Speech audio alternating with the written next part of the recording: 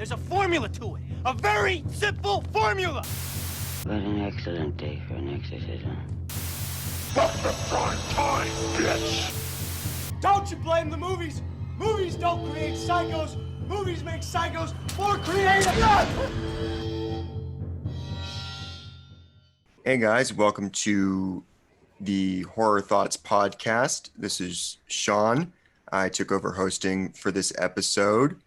This episode, we actually have a couple of special guests. We have Gabby and Carly from QOATH on Instagram and YouTube. And this will also be a video on their YouTube channel.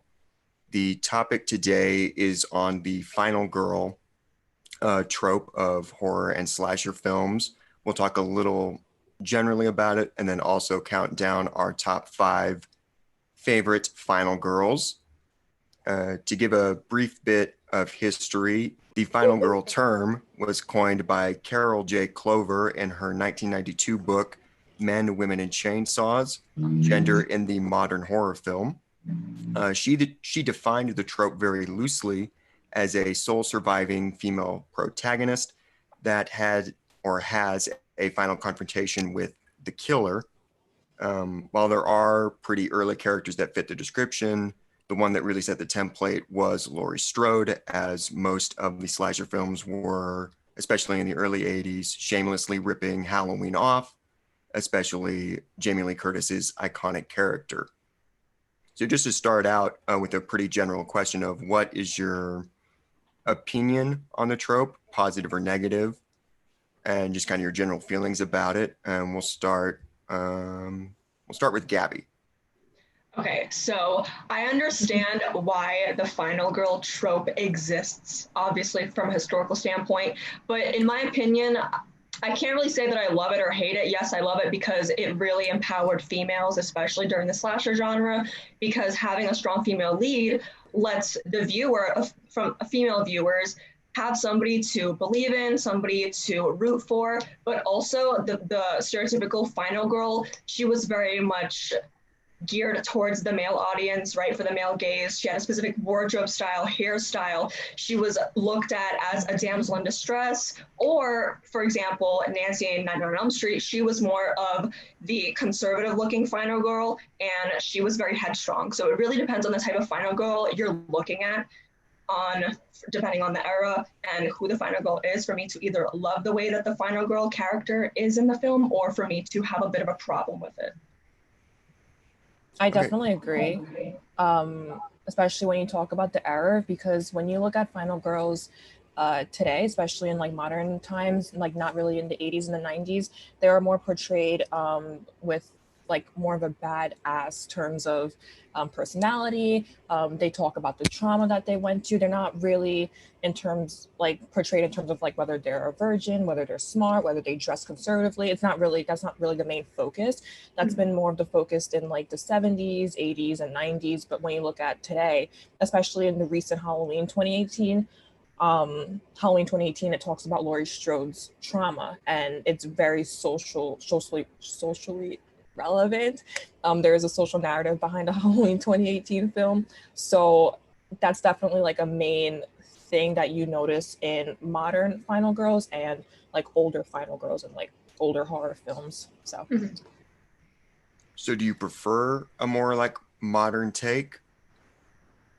Yes, Honestly, I do. Yes, because you get to, as an audience, any audience member can see that these final girls in modern horror movies, they are tenacious, they're headstrong, they're very, very capable emotionally, physically. But then when you look at the slashers, it's all about, are you a virgin? Are you not a virgin? Are you dressed conservatively? Are you dressed provocatively? So on and so forth, because that builds the female character and how she handles the situation in the slasher films.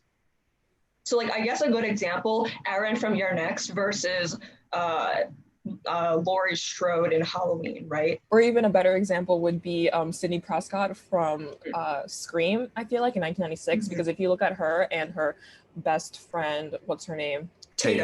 Tatum, yes. If you look at her and her best friend Tatum, the two are complete opposites. Tatum, she dresses more in like crop tops, mini skirts, pigtails, very youthful, like fun, flirty, fresh vibes. And then Sydney, she's more in like the baggy jeans, t-shirt, oversized jacket, turtleneck, that whole thing. And then she's considered the final girl. You know, she has this whole thing where she doesn't have sex with Billy because she's a virgin, and it's this whole back and forth thing. So it fits that whole narrative of what a final girl is because she meets those criteria in like the 90s. Okay, so then what do you guys think about the final girl trope now versus when you compare it to slashers?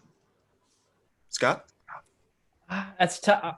I need like an example of someone modern, because in my head I always resort back to like the classic final girls. I can't think of anyone within recent times who would be like that modern type y'all are talking about.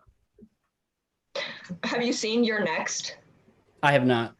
Okay, wait, That's Carly, a good one. what other modern people? Hold on. There's a Happy film, Death Day. Yes, and there's also an underrated horror film named, I believe it's called Train.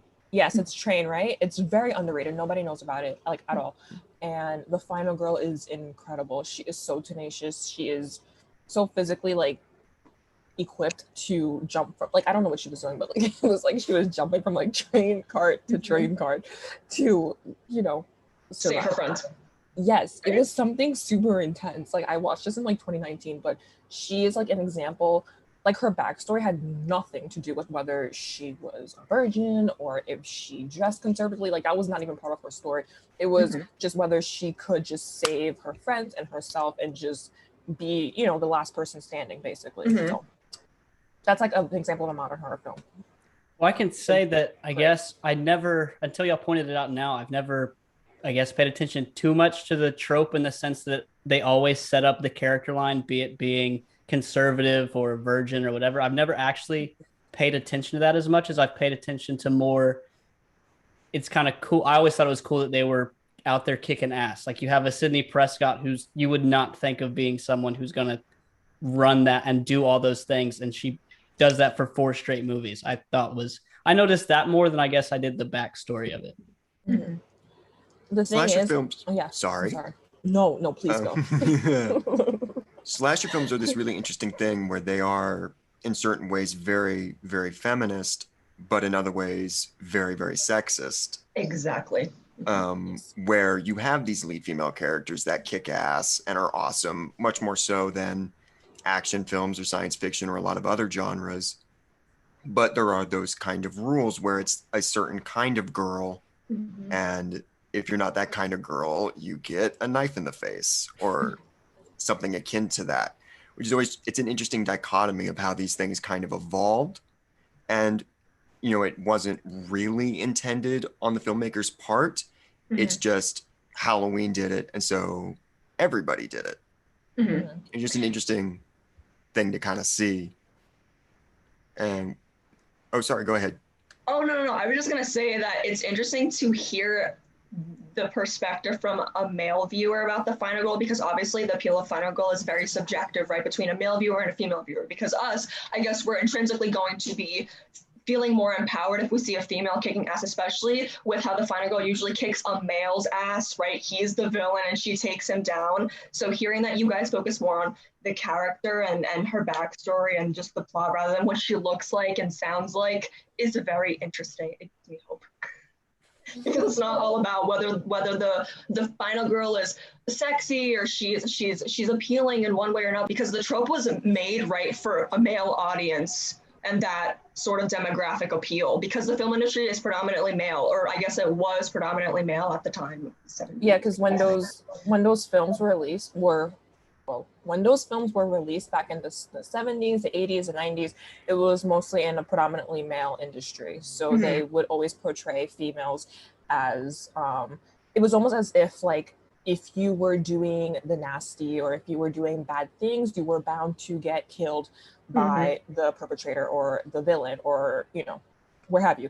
And if you were doing good, it's like your reward in the film would be that you survive. So that's why if you think back to the original Scream 1996, Randy, the very cozy one that we all want to be friends with because he knows horror movies and he's like explaining everything about the Halloween franchise. Anyways, I'm sorry, I'm sorry.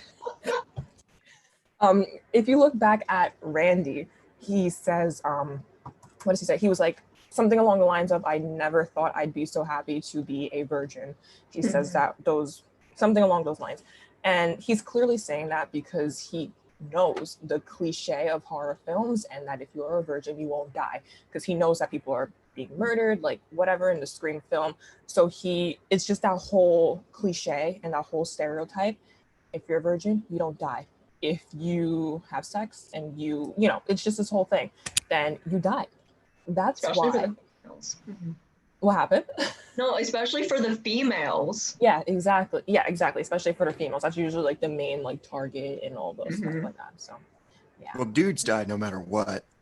I mean, you're right.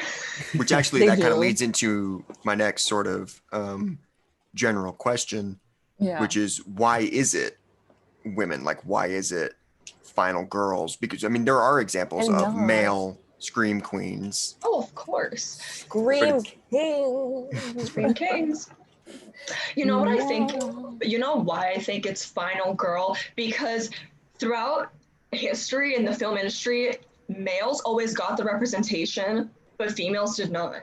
There were more male actors. There were more male protagonists in whatever genre of film you want to discuss. But when it comes to the females, they were either the supporting character role or the mistress or whoever. But final girls let the female be the main plot point of the story, and a strong plot point of the story. She leads the story, and then you have the side characters. Regardless of they're male or female, final girls allow the females to get the main spotlight for their designated film. And I think right, like you have someone to root for. Exactly. Yeah. And but that's not to discount the impact of Final Boys. Like there's so many Final Boys, both modern and historical, right, that are very, very powerful as well, because they more so acted with their emotions instead of being masculine and that whole male stereotype, which is also toxic, but that's for a whole other video, I guess. Did I digress? I'm so sorry. No, that was good. I think that making a final girl, what that sets up is it for a slasher, especially it just gives everyone something they want. So if you go to a slasher movie wanting to see blood and boobs, you're going to get it. If you're a woman and you want to be empowered, you're going to see a woman who does it, and you're going to be happy. If you're a guy who just wants to see someone kick ass, you're going to be happy. So I feel like from a slasher perspective, putting a final girl is just the perfect way to cap it off, to make sure everyone leaves that movie with something that they wanted, be it blood, gore, empowerment, ass kicking, whatever it is. You're going to get it with that scenario, I think. Yeah.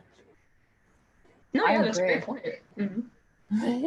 Scott, would you like to go first with your number 5? Yeah, I'll send it. My number 5 is Nancy from A Nightmare on Elm Street.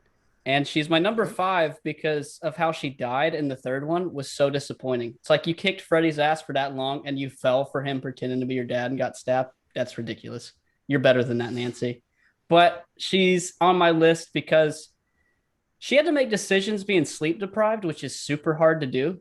So not only are you fighting someone trying to murder you in your dreams, you also aren't sleeping. So you're not thinking very clearly. And you've also watched all of your friends get massacred. So that's a little tough to work through. So I think for all that at stake, she had some pretty good wins and made some good decisions against Freddy that helped her survive until she died like a dumbass in the third one, to be honest. But that's my number 5. Nice. Yeah, no, I also hate that scene. It's the worst. How do you defeat him for that long and you fall for that move? I don't understand. So my number 5 is Jenny from Friday the 13th Part 2, played by Amy Steele. And the reason she's one of my favorites is a lot of the stuff we were talking about earlier about sort of the stereotypes about sexuality and sort of conservative versus not. And Ginny is a character that even that early on in the genre really broke all of that stuff. Like, she was having sex, she was going to the bar and partying with everybody. So she doesn't really fit the mold of what those characters were. But I also like that she was very intelligent and had this very psychological, sympathetic approach to Jason, where she could really understand where he was coming from and could use that to her advantage in defeating him. I just think she's a really just fun, badass character. I agree. Oh yeah, she's amazing. Also, that movie is really good. Yeah. Like one of the better Friday the 13th movies. Okay. Let's go to Gabby. What's your number 5? I didn't study it. Okay, fine. Okay, well, let's go with Sally from Texas Chainsaw Massacre. Okay, actually, no. She has to be higher. Okay. She screams a lot, so it's a little loud. No, yeah, she has vocal folds and lungs of. But I mean, if I'm being honest, I didn't rank my finer girls. I could just give you like a just a list. Sure. So just give us one. Just give us one. So Sally, I love her. She went through such trauma, physical, mental, emotional trauma with Leatherface and the entire scenario with her friends being murdered one by one, and the whole scene at the dinner table with the Sawyers. Yes.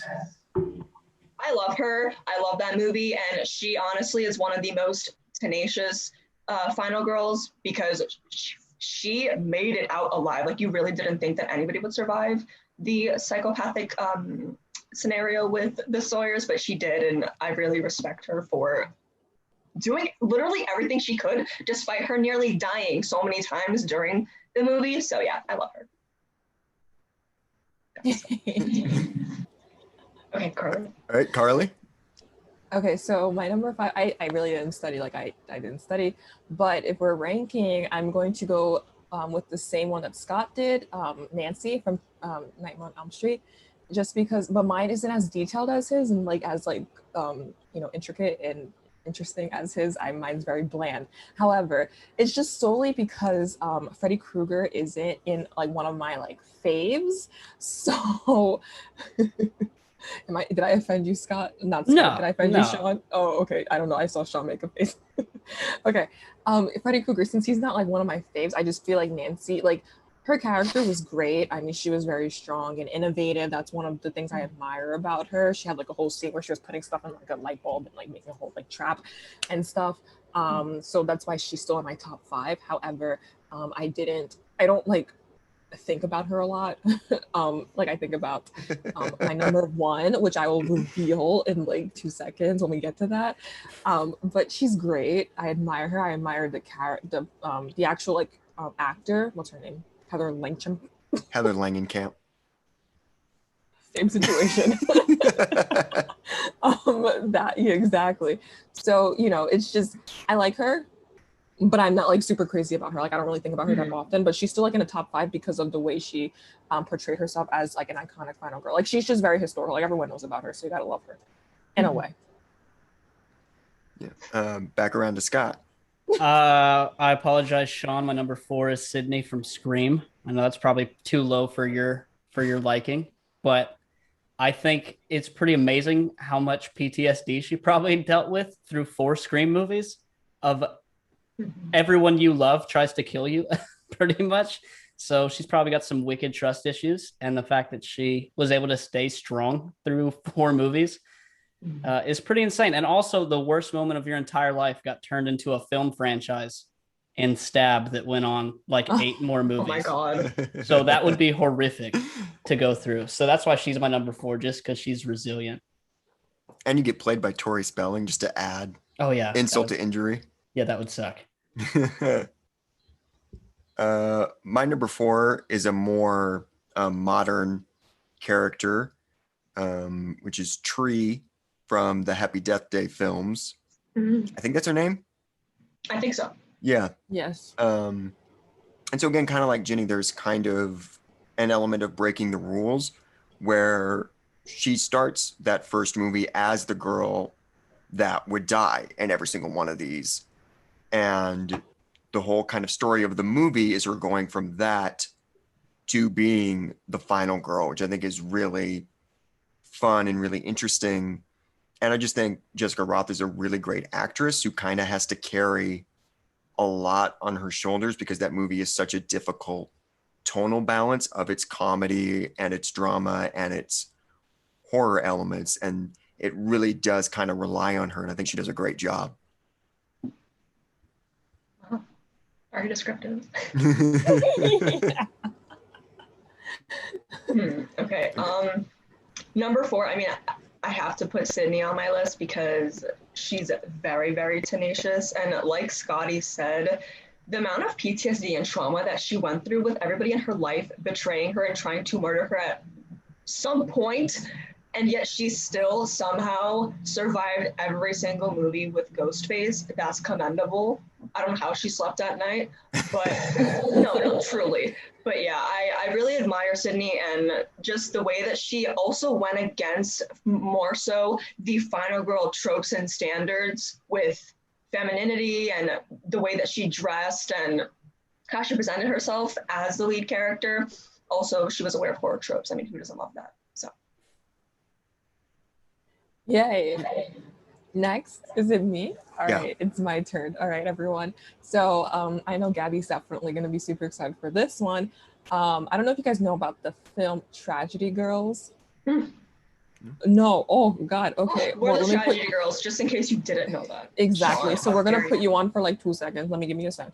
Okay, so the Tragedy Girls, they are 2 final girls. They are completely badass. They remind me of Gabby and I. They are both amazing. Okay, so one, her name is Michaela, and the other one is Sadie. They fit our aesthetic, girly, grunge vibes. I'm the girly, she's the grunge, if you didn't know. Okay, anyways. Okay, so anyways, they're definitely in my top 5 of the final girls because they're completely just the story revolves around them entirely. And it's interesting because it's not like they're trying to really and like Gabby, you could probably help me out here with this, but like it's not like they're really trying to like beat any form of like villain or anything like that. They're actually interested in like true crime, and they're like horror film enthusiasts too, just like all of us. And they kind of go through this whole series of like a whodunit situation, and then they end up being the final girls. But they have these really cool masks that we have too. And I'm sorry, I have no idea where I'm going with this. But they're awesome, and I recommend that you guys watch Tragedy Girls because they just remind me of Gabby and I, and they're literally quotes. So it's a very refreshing take on not having one final girl in a horror movie, having 2. It's a very modern. You have 2 final girls, and they're best friends, and their dynamic throughout the entire movie of trying to murder people. Right? It's just so refreshing because there's a lot of comedy in it as well. It's very gory, and you don't expect females to be have gory tendencies and be fascinated by true crime and horror and all of these sadistic. Like they seem like your typical sweet, innocent girls, and you know they're just like in high school. Yeah, like they're just in high school. They want to go to prom, like this and that. They're just interested in your like normal, true crime docs and like all that stuff like that. But they're actually crazy, and it's really interesting. So they're great. I love them. Well, I'll have to check that out. Back to Scott. So my number 3 is going to be pretty short because it's already been covered, but Sally from Texas Chainsaw. Same reason. Horrifically traumatizing to be at that dinner scene and have a almost dead old man try to hit you in the head with a hammer. I feel like you wouldn't get past that. You're in the middle of nowhere, and you also are stuck with one of the all-time worst characters in a horror movie ever, in Franklin. I hate him, and I was so glad when he died. And that must have been atrocious just being in a car ride with that man. So that alone puts her on my list pretty high. Yeah. So my number 3, I feel a little bad about my top 3 because they're kind of basic. No, I you're don't fine. like that. You're okay. Just let's go for it. But it's Laurie. It's Laurie Strode. Ooh. Yes. Okay. Continue. My girl. And obviously that character does have an advantage of being in so many movies at this point and having such an evolution of different timelines. And I generally really like where they take that character each time. But even just as presented in the original John Carpenter film, she's just, I don't know, something really charming and kind of relatable about the character. And a lot of it does kind of rely on just Jamie Lee Curtis being good at what she does. And there's a fun kind of element of repression in that character and how she sort of overcomes that as she has to defeat Michael. Yay. Carly's so excited. So happy. For top 3, I think I'm going to go with Angela from P2. I don't know if you guys know the movie. I know Yes. Carly does. Yeah. P2. It's a Christmas horror movie. Angela. It's very psychological. It's terrifying. Angela, essentially, just a quick premise. Angela gets kidnapped by the security guard in her work building on Christmas, and she has literally no way of escaping. He locks the entire building, the garage. He handcuffs her, and I'm not going to spoil it, but basically she goes through a lot of trauma, physical trauma, emotional trauma, mental trauma, and yet obviously final girl, she makes it out alive. And she uses mind games and manipulation to get her to survive the situation and get away from this demented psychopathic security guard. And the fact that she understands how he is handling the situation of kidnapping her is so genius, because she's literally putting herself in his shoes to escape. So it's just chef's kiss. But yeah, love her so much. Yay. Okay, it's my turn. Yep. Okay, so we're at top 3 already, and definitely in my top 3, coming in number 3 is Suny Prescott from Scream. And I have to put her in my top 3 just because I love Scream and how it just is so self-aware. Just the entire film is self-aware. That's the whole point of it. It's basically poking fun at any horror film that came before it, and I love it for that. So Sydney being an obvious final girl, like doing all the obvious things that you need to be, wearing all the obvious clothing that you need to wear in order to be a final girl, just makes her such an iconic final girl.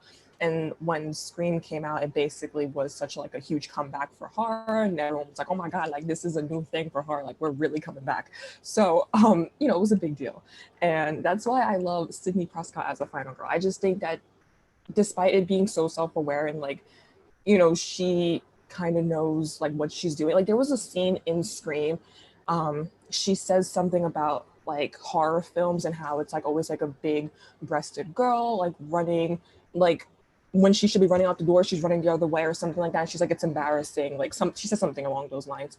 And it's like, she knows, she's fully aware of what, you know, the dumb girls who get killed are like and what she's not, you know. So that's why I admire her as a final girl, and just the film entirely. I mean, it's a good film. Just It's an amazing film. I just love Scream, so we're good. That's why I have Ghostface back there. He's my love. Michael's my love, but I mean, he's my love too. It's fine. We're fine. I'm done. Okay, Scott. Number 2, I don't know. I don't think this really falls into like the trope of a final girl, but it's just a girl who kicked a lot of ass. So that's kind of how I picked it. But it's Maddie from Hush. I don't know if y'all ever saw that movie. That counts. So yeah, my top 2, they're not going to be traditional by any means. I just thought of 2 girls who were amazing. And the fact that she's deaf is already insane. Like she might as well be my number 1, actually. Like she's deaf, you're completely alone, and you don't have some villain that's supernatural that's not going to die, or someone that chases you in your dreams, or someone that's horrible at trying to kill you because they're a teenager. You have a legit psychopath who just wants to kill you for the sake of killing you, and he wants to make a game out of it, so he's going to have fun while he does it at your expense, and you can't hear. So she had to use her disability as an advantage to where by the end she was able to manipulate his senses with her lack of senses. And I think that makes you an insane final girl to be able to do that with that sort of impairment. Mm-hmm. Yeah, no, that was a cool movie. Sure. My number 2, who we've talked about, I think it was on everybody's list, maybe not Gabby's, but it's Nancy from Nightmare on Elm Street. For a lot of the reasons that have kind of been said throughout, and I talked about this in my YouTube review of that first movie, plug, where I think Nancy and Freddie are kind of the most interesting pair in terms of being a hero and a villain. There is this real dichotomy where Nancy is everything that is good and just, in the world, and Freddy is the polar opposite of that. And I never felt that series was ever able to be as interesting or as captivating when they moved to just Freddy cycling through victims instead of having that sort of nemesis relationship, which I thought is so kind of captivating and interesting in how they sort of feed each other and work together. That's an amazing description and analysis. Wow, I'm excited. Yeah, that was actually a lot better than mine. I feel like I failed. I got a C and he got an A. Do I go now? Yeah, you're good. Okay, wonderful. My number 2 is Laurie Strode. Obviously, she is the most famous scream queen. She is the epitome of perseverance. She is the epitome of overcoming so much trauma. Spanning the entire Halloween franchise when she is present, obviously. She's well known for a reason. I love her. She makes me feel very empowered. And it's not a complete final girl list without Laurie Strode, because she revolutionized what a final girl stands for and how she acts and how she really perseveres through her emotional trauma to eventually, get through her situation. So I love her, I respect her, and my list cannot be complete without her. A quick question before we move on. What are our opinions? Because obviously when we're talking about Laurie on this list, we're talking about Jamie Lee. Oh my God, do we have a positive opinion on Scout Taylor Compton from the zombie films? Who? That answers that.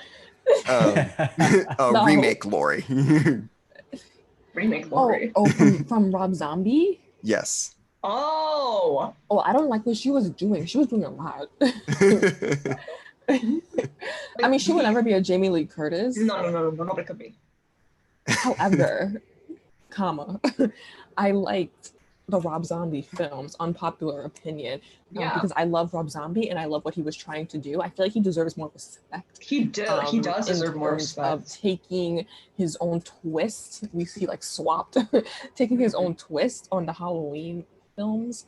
Everyone's taking it so seriously, and they're like, "Oh, it wasn't like the John Carpenter one." Well, it wasn't supposed to be like it's not supposed to be, because he is taking. They are two completely different people. John Carpenter exactly. and Rob Zombie. He took it's not going to be the same. And you know what? He gave Mikey a very interesting and creative backstory, which I appreciate. I love when a serial killer or a villain or whoever is a perpetrator gets a backstory, because I understand the character more. I get to connect with them and I get to see why they are acting X, Y, and Z way and why their psyche is functioning the way it is. So I appreciated his attempt with the backstory, and I really do think that his version of the Halloween movies were interesting and they were captivating. Yes, I agree. However, the girl who played Laurie Strode was not it. I just needed to sit down for 2 seconds because she was making me angry. It's fine though. We're fine. Okay, you're up, Carly.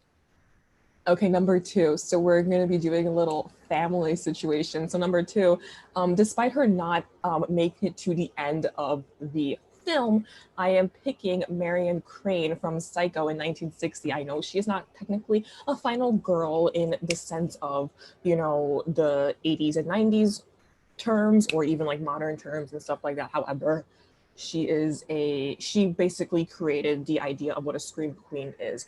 And I'm talking about family because hint, foreshadowing, my number 1 is going to be Laurie Strode. All right, it's fine.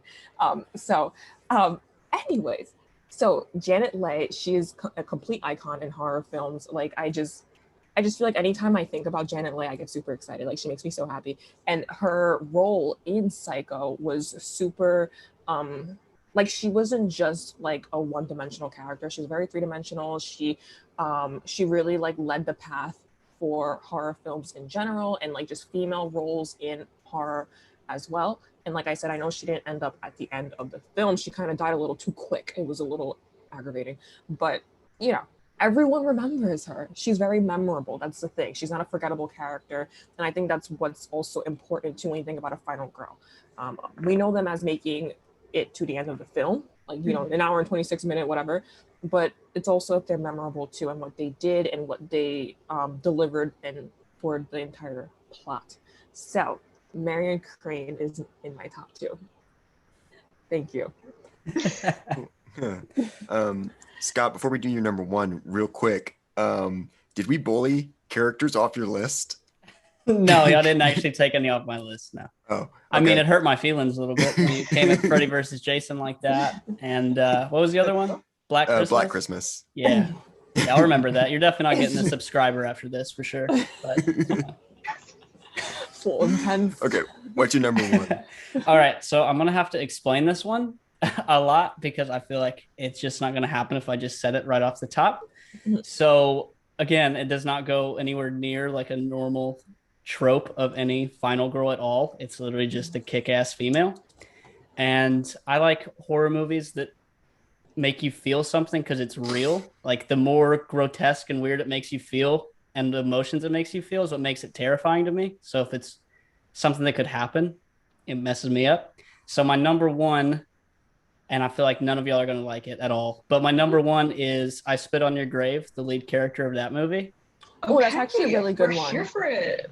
So We did a whole analysis on the movie. Yeah, we have a PowerPoint if you really want to see it. It's so good. Okay, keep going. well, I'm glad I was that movie's very hit or miss for obvious reasons because it's obviously going to invoke some sort of feeling when you watch it because I can get why people can't watch it, but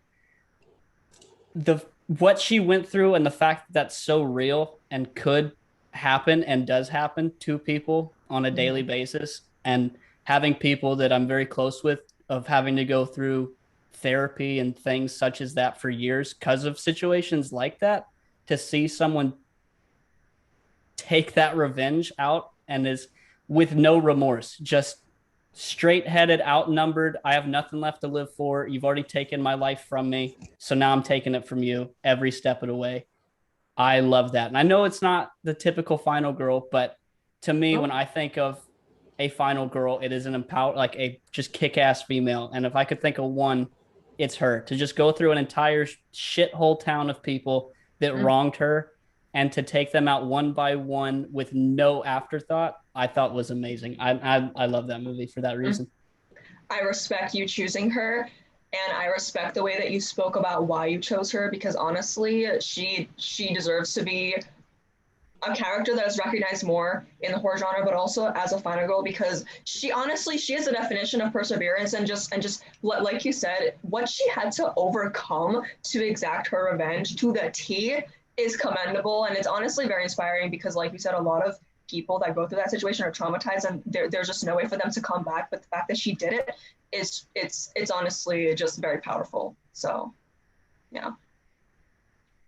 And a quick plug for QOATH's YouTube channel. The last video I did with them was on rape revenge films, and we talked quite a bit about I Spit on Your Grave and films similar to it.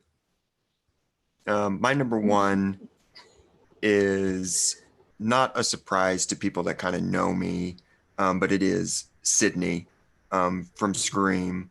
I feel like I've rambled about it quite a bit on this podcast and on my YouTube channel. I know I've talked with Scott about this, where Scream and that character specifically is kind of like my Star Wars, the way that people view those movies and view Luke Skywalker because of growing up with it the way that they did. That's sort of what Scream is to me. So I just think it's an amazing character. And just a lot of the other choices on the list, I guess, are more intellectual, or I came up with more intellectual reasons, whereas this one is pure just kind of emotion. Yay. This is good. It is. I don't think there's anything wrong with choosing a character based off of emotion, because you know, sometimes you just feel connected to a character and you don't have to have a reason as to why. My number one is not a surprise if you know me. It's Nancy from Nightmare on Elm Street. Yes, I finally said her name, so I'm part of the Nancy Club. I love her with my entire soul. I love Freddy Krueger with my entire heart. He's my hubby. But the reason why I chose Nancy is because she to me is a character. She to me is a character that just empowers me. She inspires me. She not only pushes her own limits to obviously up to that point, to survive the Nightmare on Elm Street movies, but she tests Freddy Krueger's limits as well, right? And she has to endure such physical sleep deprivation and the way that she just overcomes seeing everybody around her die and get murdered and slashed to death, but yet she still keeps herself going. She keeps herself as sane as possible to defeat Freddy and play his own mind games on him. You can't beat that for me. I love her and I respect her so much. She's my girl. So yeah. Yay! Since we all have her on our list, and I asked about Laurie, quick opinions on remake Nancy? Nope. Yeah. No. You know what? I really did enjoy the remake of Nightmare on Elm Street, but you cannot beat Heather Langenkamp's performance of Nancy and the way that she played Nancy and just made her a character that you can really connect with, because I connect with her on a very emotional level. You can't beat that for me. Although, just quickly, I did not like the way that they made Freddy a child molester in the remake. I'm not with that. Thank you very much. So No. So Carly, what's your favorite? Well, I guess you told us already, but you can talk about it more. Okay, so let me just, hello everyone, it's me. So my number one is Laurie Strode, played by Jamie Lee Curtis. My number one scream queen, everyone who knows me knows I adore Jamie Lee Curtis as a person and just as an actress. And then Laurie Strode, I adore that character from all the films that she's in the Halloween franchise, and then also especially the recent one. I mean, the Halloween 2018 one was good. It's not my favorite, but it was good. And I just really loved her character in it just because she discusses her trauma from 40 years ago and just a whole, so-and-so, whatever. And for me, it's also an emotional connection that I feel with her. I just love her so much to the point where I named my first car Laurie. I can attest to this. My first car was named Laurie because of the reason why I just love her character so much. I have a horror shrine, but I have a Michael Myers shrine too, because I just love Halloween. Like, I have a separate Halloween shrine right in front of me, like I'm looking at it right now, right in front of me, like a Halloween shrine, because I just love the Halloween films so much. And Laurie Strode is just one of my favorite characters, just because she is so she's very independent. That's what I love about her. She's very independent. She doesn't care about what people think about her. Even though in the first film, she's very what's that guy that she likes, Ben Tramer. She's like, oh my God, Ben Tramer doesn't like me. Blah, blah, blah. But she's also still very independent, even though all her friends are out, doing their own thing and stuff like that. She's very independent. I also see myself in her just because I'm super independent as well. I love her strength and how she overcomes things. She goes through so much, but she doesn't let that define her. She kind of builds from that. And I think that's such an important thing to have as a person in general, whether you're a girl or a male. It doesn't a female or a male. What am I saying? A female or a male. When you go through trauma, you build from that, and you see that more in the Halloween 2018 film, which is why I love it. A lot of people got so mad about it, but dramatic. Yeah, they got so angry. But even though it wasn't amazing, but it was good, I enjoyed it. But it's more of the theme and the message, the motif that they were trying to portray in terms of going through trauma.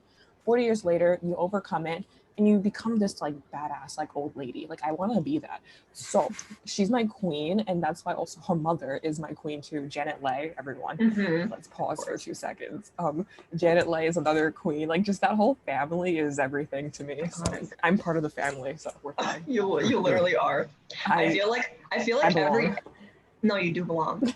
I feel like every final girl that all of us listed, it doesn't matter if they're on our list holistically or not, just every single final girl is very resilient. And I think that's what makes Final Girl so captivating, because you literally feel the power that they're putting out on the screen, and you want to be that. You want to be the badass bitch that overcomes X, Y, and Z and survives whatever trauma or experience or perpetrator that she's facing. Resilience is the quality that we all need to possess, right? Yes. And also I feel despite ranking them, like I know we rank them from like top 5, like meaning 5 like lowest and like number 1 like our favorite, whatever. But despite ranking them, they all like I love them all. Like I really love them all, and especially as a female, watching them just like kick ass and just do what they need to do. Especially what Scott said about the "I Spit on Your Grave." I didn't put that on my list, but that doesn't mean I don't love her, because exactly. Gabby and I did a whole PowerPoint on revenge horror films, and like Sean said, we did a whole film, not film, oh my god, a whole video on revenge horror films in general. Like that whole topic, like coming from a female's perspective, it's so sensitive to us, but we admire the final girl that you chose, Scott, because of what she went through, and what she did to like literally get rid of them. Like trust me, any female would want to do that, but like in this like day and age, like it would be like to go through a court of law, like doing all of that would be so like to even like traumatizing. Claim as like self-defense, it wouldn't even be like a thing. So it's just like every final girl, just seeing them defeat the perpetrator or the antagonist is just very inspiring. So it is inspiring because, and the thing is, I mean, this is obviously from 2 specific females, right? We don't speak for all females, but a lot of females, I'm not going to generalize and say every female, but a lot of females, they go through some sort of rendition of what the girl in I Spit on Your Grave went through in numerous categories of sexual harassment, sexual assault. So seeing her do what she needed to do to not only appease her soul and what she went through, but to fucking make those assholes pay. I'm so sorry for being so aggressive. But like, it's necessary. It's a necessary evil that she had to do for her own sanity and peace of mind. Because obviously in this day and age, you can only do so much to really help yourself overcome such trauma. And obviously this happens to males too. But once again, I'm a female, so I'm speaking from female's perspective. It's a very important she's a very important character for more people to really understand and to watch the movie, because it just hits home differently, I guess, for a female audience, right, Carly? So just we respect that you brought it up. Even though she's not on our list, we still love her, and the movie holds a lot of significance to us, for sure. Yeah. Right on. Yay! Yeah, I think it's important to kind of talk about these characters and celebrate these characters. Bless because you. Sorry. Thank you. I like you're being polite to me, but in turn was interrupting me. Sorry. Start again. You're fine. I forgot. Celebrating the characters. I think it's important to talk about these characters and celebrate them, because these aren't films that are, for the most part, well respected. These are films that people kind of wrote off as trash. I think I Spit on Your Grave is especially one of those films that people kind of just wrote off as just exploitation nonsense. And Friday the 13th was often the victim of that. And there are some slasher films where that may or may not be true, depending on your own taste. But I do think these are really significant characters in fiction from a variety of perspective, whether it's feminist or whatever it is. And so I just think it's good to sort of see what these characters mean and the impact they can have, because I do think these films can be more than just cheap thrills, and there's nothing wrong with being that either. Yeah, but the thing is, like you said, there's so much more than meets the eye with horror films. You can analyze them in so many different ways with a million different perspectives, and the way that these characters or the horror films in general, whatever subgenre you're looking at, they have such an impact on the audience member, right? And their psyche, their fears, whatever, whether it's rational or irrational. So just talking about these final girl characters is important, and especially in horror movies, because as we know, horror movies have a bad rep. So therefore, these characters do not have the time to shine and be spoken about in a positive light. So it's great that you guys are bringing awareness. Yeah, because when like people talk about these strong female characters, they'll bring up Ripley, they'll bring up Sarah Connor, and some of the more recent kind of superhero stuff. And these are characters, the horror characters are always kind of ones that get left out of the discussion when people are talking about the need for female protagonists, which I agree with. It's just interesting that there are these examples that always kind of get left out. Mm-hmm. No, yeah, that's a really good point. It is. Okay, well, I'm I think I'm so sorry. I have a headache. you're fine. You're fine. We're I think doing that's good. probably a good place to wrap up. Does anybody have any final thoughts? I like No, the I list. think- Right, mass good. silence. Okay. What? I Wait, love it. You didn't give me a chance. Oh, sorry. Go ahead. Oh no, I was just gonna say, like, we both appreciate you guys having us on the podcast and letting us share our perspective, as females. And we Yeah. appreciate hearing your perspective as males. We had a really good conversation. Well, as always, we'd like to thank everybody for listening. Thank you, Gabby and Carly, for coming on and joining us. You can find them on Instagram, QOATH, QOATH, Queens of All Things Horror, on Instagram and on YouTube. You can find me on Instagram, just my name, Sean Blumenshine. I don't have a fun creative title because I'm boring. And YouTube is the same. And then Scott, you can find on the Partial Artist podcast Instagram. And thank you for listening. Like and subscribe. I don't know how podcasts work.